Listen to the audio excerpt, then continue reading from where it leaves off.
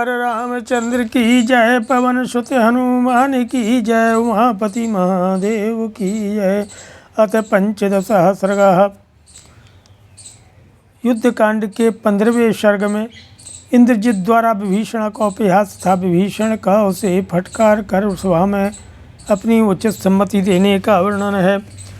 कृबृहस्पते स्तुल्यमतेर्वचस्तस्न सम्ययत्नेन विभीषणस्यो ततो महात्मा वचनं बवाखे ततेन्द्रजन्नैरिति मुख्यः। किं नाम ते ताति कनिष्ठवाक्यमनर्थकं वै महो बहुभीति वच्चो अस्मन् कुले योऽपि भयेन्न जातः सोऽपि दृशं नैव वधेन्न कुर्यात्। भीषण बृहस्पति के समान बुद्धिमान थे। उनके वचनों को जैसे तैसे बड़े कष्ट से सुनकर राक्षस युष्पथियों में प्रधान महाकाय इंद्रजित ने वहाँ यह बात कही कि मेरे छोटे चाचा बहुत डरे हुए की भांति यह कैसी निरर्थक बात कह रहे हैं। जिसने इस कुल में जन्म न लिया होगा वह पुरुष भी न ऐसी तो बात कहेगा और न ऐसा काम ही करेगा। शत्वेन वीर्येण पराक्रमेण धैर्येण शौर्येण च तेजसा वा एका कुले अस्मिन् पुरुषो निविमुक्तो विभीषणस्तात् कनिष्ठेखः। किं नाम तौ मानुषराजपुत्रा वशमाकमेकेन हि राक्षसेनो सुप्राकृतेनापि निहन्तुमेतौ शक्यौ कुतो भीषयसेऽस्मि भीरो। पिताजी, हमारे इस राक्षस कुल में एकमात्र ये छोटे चाचा विभीषण ही बलवीर पराक्रम धैर्य शौर्य और तेज से रहते हैं। वे दोनों मानव राजकुमार क्या हैं? उन्हें तो हमारा एक साधारण सा राक्षस ही मार सकता है। फिर मेरे डरपोक चाचा आप हमें क्यों डरा रहे हैं? कि त्रिलोकनाथो ननु देव राजा शक्रो मया भूमि तले निविष्टः भयार्पिताश्चापि दिशा प्रपन्ना सर्वे तदा देवगणः समग्रः। मैंने तीनों लोकों के स्वामी देवराज इंद्र को भी स्वर्ग से हटाकर भूतल पर ला बिठाया था। उस समय सारे देवताओं ने भयभीत होकर के भाग करके संपूर्ण दिशाओं की शरण ली थी। केरावतो नेश्वनमुन्नदंसा निपातितो भूमि तले मया तु वृकृष्य दन्तौ तु मया प्रसह्यो वित्राशिता देवगणः समग्रा। मैंने हठपूर्वक ऐरावत हाथी के दोनों दांत उखाड़ करके उसे स्वर्ग से पृथ्वी पर गिरा दिया था। उस समय वह जोर जोर से चिघाड़ रहा था। अपने इस पराक्रम द्वारा मैंने संपूर्ण देवताओं को आतंक में डाल दिया था। किशोऽहं सुराणामपि दर्पे हन्ता दैत्योत्तमानामपि शोककर्ता कथं नरेन्द्रात्मजयो न शक्तो मनुष्यो प्राकृत्यो सुवीर्यः। जो देवताओं के भी दर्प का दलन कर सकता है, बड़े बड़े दैत्यों को भी शोकमग्न कर देने वाला है तथा जो उत्तम बल पराक्रम से संपन्न है, वही मुझ जैसा वीर मनुष्य जाति के दो साधारण राजकुमारों का सामना कैसे नहीं कर सकता है। अथेन्द्र कल्पस्य दुरासदस्यो महौजसस्तद्वचनं निशम्यो ततो महार्थं वचनं बभाखे विभीषण शस्त्रभृतं वरिष्ठः। न तात मंत्रे तौ निश्चयोस्ति बालस्त्वमद्याप्यविपक्वबुद्धिः तस्मात् त्वयाप्यात्मविनाशनायो वचो अर्थहीनं बहुविप्रलप्तम्। इंद्रतुल तेजस्वी महापराक्रमी दुर्जय वीर इंद्रजित की ये बात सुनकर के शस्त्रधारियों में से विभीषण ने ये महान कार्य से अर्थ से युक्त वचन कहे कि तात अभी तुम बालक हो, तुम्हारी बुद्धि कच्ची है, तुम्हारे मन में कर्तव्य का यथार्थ निश्चय नहीं हुआ है, इसलिए तुम भी अपने ही विनाश के लिए बहुत सी निरर्थक बातें बक गए हो। पुत्र प्रवादे तुरावणस्यो तमिंद्रजित मित्र सुमुखोसि शत्रु यस्येदृशं राघव तो विनाशं निशम्य मोहादनुमन्यसे तुम। हे इंद्रजित, तुम रावण के पुत्र कहलाकर भी ऊपर से ही उसके मित्र हो, भीतर से तो तुम पिता के शत्रु ही जान पड़ते हो। यही कारण है कि तुम श्री रघुनाथ जी के द्वारा राक्षस राज के विनाश की बातें सुनकर भी मोहे बस उन्हीं की हाँ में हाँ मिला रहे हो। तुम एव बध्यश्च सुदुर्मतिश्च सचापि अवध्यो यहानयत्वां बालं दृढ़ं साहसिकं च योद्धो प्रावेशयन्मन्त्रकृतां समीपम। तुम्हारी बुद्धि बहुत ही खोटी है, तुम स्वयं तो मार डालने के योग्य हो ही, जो तुम्हें यहाँ बुला लाया है वह भी वध के ही योग्य है। जिसने आज तुम जैसे अत्यंत दुस्साहसी बालक को इन सलाहकारों के समीप आने दिया है वह प्राणदंड का ही अपराधी है। मूढ़ोऽपि गल्भो अभिनयोपपन्नस्ति क्षण स्वभावो अल्पमतिर्दुरात्मा मूर्खस्त्वमत्यंत सुदुर्मतिश्चो तुमिंद्रजित बालतया ब्रवीखि। हे इंद्रजित, तुम अविवेकी हो, तुम्हारी बुद्धि परिपक्व नहीं है, विनय तो तुम्हें छू तक नहीं गई है। तुम्हारा स्वभाव बड़ा तीखा और बुद्धि बहुत थोड़ी है। तुम अत्यंत दुर्बुद्धि, दुरात्मा और मूर्ख हो, इसीलिए बालकों की सी बातें करते हो। को ब्रह्मदंड प्रतिम प्रकाशान अर्चिस्मतः काल निकाश रूपान सहेत बाणान्यम दंड कल्पान समक्ष मुक्तानि युधिराववेणु। धनानि रत्नानि सुभूषणानि वासांसि दिव्यानि मणिश्चित्रान् सीतां च रामाय निवेद्य देवीं वसीम राजचिन्ह चीबीतशोकाः। भगवान श्री राम के द्वारा युद्ध के मुहाने पर शत्रुओं के समक्ष छोड़े गए तेजस्वी बाण साक्षात ब्रह्मदंड के समान प्रकाशित होते हैं, काल के समान जान पड़ते हैं और यमदंड के समान भयंकर होते हैं। भला उन्हें कौन सह सकता है। अतः राजन, हम लोग धन रत्न सुंदर आभूषण दिव्य वस्त्र विचित्र मणि और देवी सीता को श्री राम की सेवा में समर्पित करके ही शोक रहित होकर इस नगर में निवास कर सकते हैं। अतः षोडशः सर्गः। कृष्णनिविष्टं मितं वाक्य मुक्तवन्तं विभीषणम् अब्रवीत परुषं वाक्यं रावणः कालचोदितः। रावण के सिर पर काल मड़रा रहा था, इसलिए उसने सुंदर रथ से युक्त और हितकर बात कहने पर भी विभीषण से कठोर वाणी में कहा। कब्बसेत सहसपत्नेन क्रुद्धेनासी विखेण च न तु मित्र प्रशा प्रवादेन संबसेच्छ शत्रु सेविना। अरे भाई, शत्रु और कुपित विषधर सर्प के साथ रहना पड़े तो रह ले, परंतु जो मित्र कहलाकर भी शत्रु की सेवा कर रहा हो उसके साथ कदापि न रहे। जानामि शीलं सा ज्ञातीनां सर्वलोके सुरक्ष राक्षसो हृष्यन्ति व्यसने श्वेते ज्ञातीनां ज्ञातयः सदा। राक्षस संपूर्ण लोकों में सजातीय बंधुओं का जो स्वभाव होता है उसे मैं अच्छी तरह जानता हूँ। जाति वाले सर्वदा अपने अन्य सजातियों की आपत्तियों में ही हर्ष मानते हैं। प्रधानम साधिकम वैद्यम धर्मशीलम च राक्षसो ज्ञातेयोप्यमन्यन्ते शूरम परिभवन्ति च।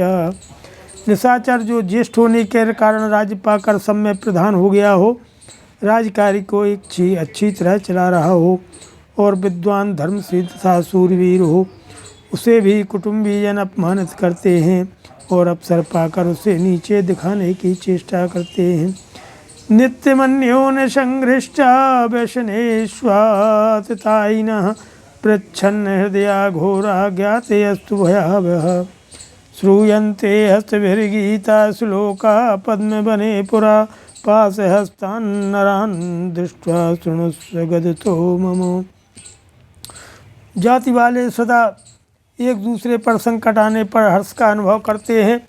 वे बड़े अतितायी होते हैं, मौका पड़ने पर आग लगाने, जहर देने, शस्त्र चलाने, धन हड़पने और क्षेत्र तथा स्त्री का अपहरण करने में भी नहीं चकते हैं। अपना मनोभाव छिपाए रहते हैं, अतएव क्रूर और भयंकर भी होते हैं।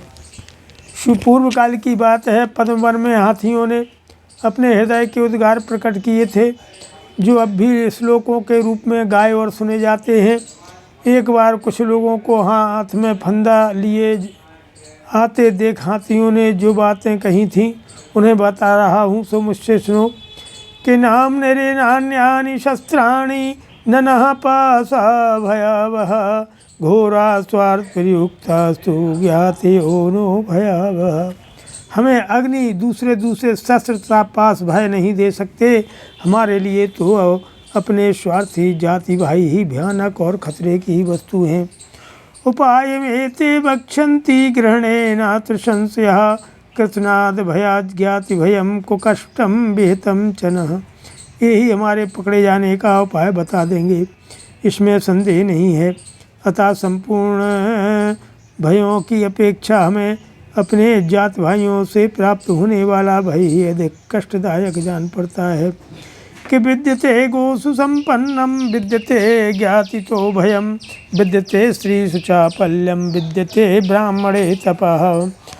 जैसे गौओं में हव्य कव्य की संपत्ति दूध होता है, स्त्रियों में चपलता होती है और ब्राह्मण में तपस्या रहा करती है, उसी प्रकार जाति भाइयों से भय अवश्य प्राप्त होता है। कृतो नेष्टमिदं सौम्य यदि हम लोक सत्कृता ऐश्वर्यमभिजातश्चूर्णां मूर्धनि च स्थितः यथा पुष्करपत्रेषु पतितास्तोय बिन्दुवः न श्लेष्मे अभिगच्छन्ति तथा नारेषु सुहृदं यथा सरदि मेघानां सिंचितामपि गर्जितां न भवत्यम्बुशङ्कलेदस्तथा नार्येषु सौहृदम्। अतः सौम्य, आज जो मेरा सारा संसार मेरा सम्मान करता है और मैं जो ईश्वरवान कुलीनों शत्रुओं के सिर पर स्थित हूँ, यह सब तुम्हें अभीष्ट नहीं है। जैसे कमल के पत्ते पर गिरी हुई पानी की बूंदें उसमें रुकती नहीं है, उसी प्रकार अनारियों के हृदय में सौहार्द नहीं टिकता है। जैसे शरद ऋतु में गरजते और बरसते हुए मेघों के जल से धरती गीली नहीं होती है, उसी प्रकार नारियों के हृदय में स्नेह जन आर्द्रता नहीं होती है। यथा मधुकरस्तरसादर्शं बिन्दन् तिष्ठति तथा तुमपि तत्रैव तथा नार्येषु सौहृदम्।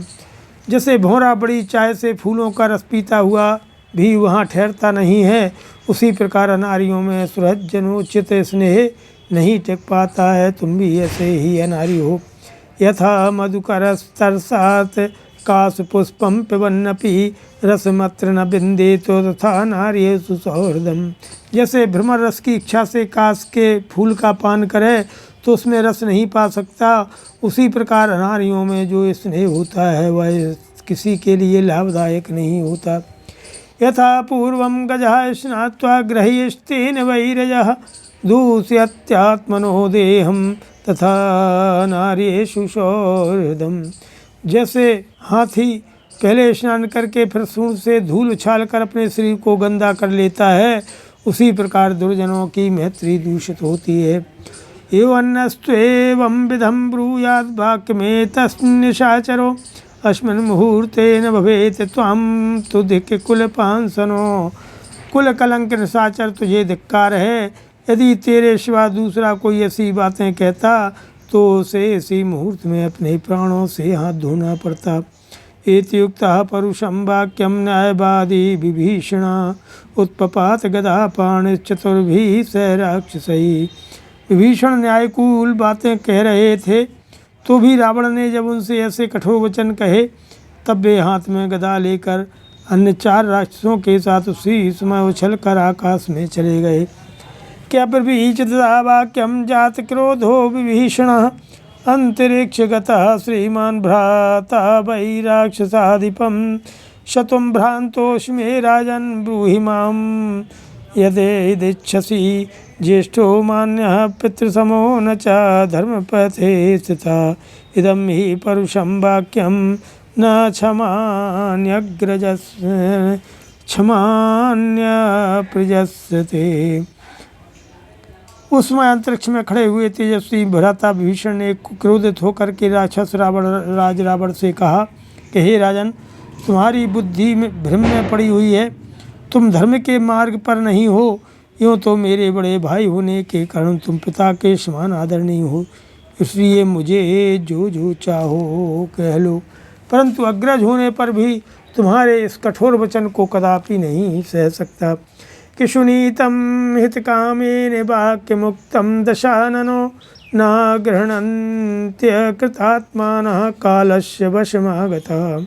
हे दशानन, जो अजितेंद्रिय पुरुष काल के वशीभूत हो जाते हैं, वे हित की कामना से कड़े कहे हुए सुंदर नीतियुक्त वचनों को भी नहीं ग्रहण करते हैं। सुलभा पुरुषा राजन सत्सम प्रियवादिनः अप्रियस्य च पथ्यस्य वक्ता श्रोता च दुर्लभा।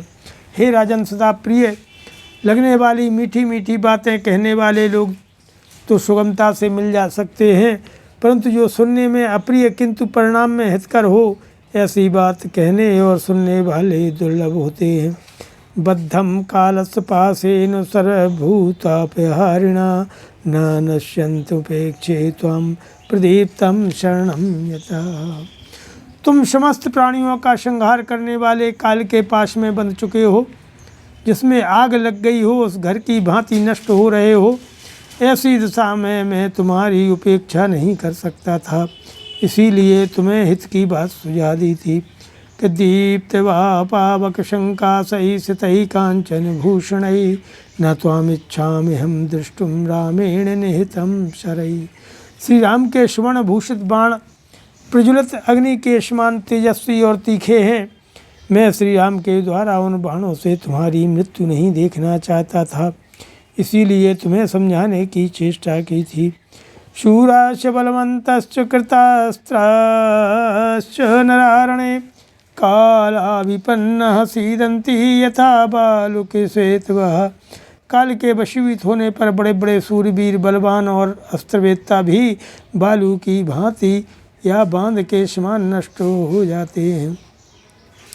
तन्मर्शयतु यच्चोक्तं गुरुत्वाद्धीतिमिच्छिता आत्मानं सर्वथा रक्ष पुरीं चेमहं स राक्षसाम्। स्वस्थितेऽस्तु गमिष्यामि सुखी भव मया विना निवार्यमाणस्य मया हितैषिणा न रोचते ते वचनं निशाचरो परान्ते काले हि गतायुषो नरा हितं न गृह्णन्ति स्वहद्भिरीरितम्। अरे राक्षस राज, मैं तुम्हारा हित चाहता हूँ, इसलिए जो तुम कुछ भी कहा है वह यदि तुम्हें अच्छा नहीं लगा तो उसके लिए मुझे क्षमा कर दो, क्योंकि तुम मेरे बड़े भाई हो। अब तुम अपनी तथा राक्षसों सहित समस्त लंकापुरी की सब प्रकार से रक्षा करो, तुम्हारा कल्याण हो। अब मैं यहाँ से चला जाऊँगा, तुम मेरे बिना सुखी हो जाओ। निशाचर राज, मैं तुम्हारा हितैषी हूँ, इसीलिए मैंने तुम्हें बार बार अनुचित मार्ग पर चलने से रोका है, किंतु तुम्हें मेरी बात अच्छी नहीं लगती है। वास्तव में जिन लोगों की आयु समाप्त हो जाती है, वे जीवन के अंतकाल में अपने सुहृदों की कही हुई हितकर बात भी नहीं मानते हैं। श्रीमद् रामायणे वाल्मीकि आदि काव्य युद्धकांडे 16 सर्गाः नमः।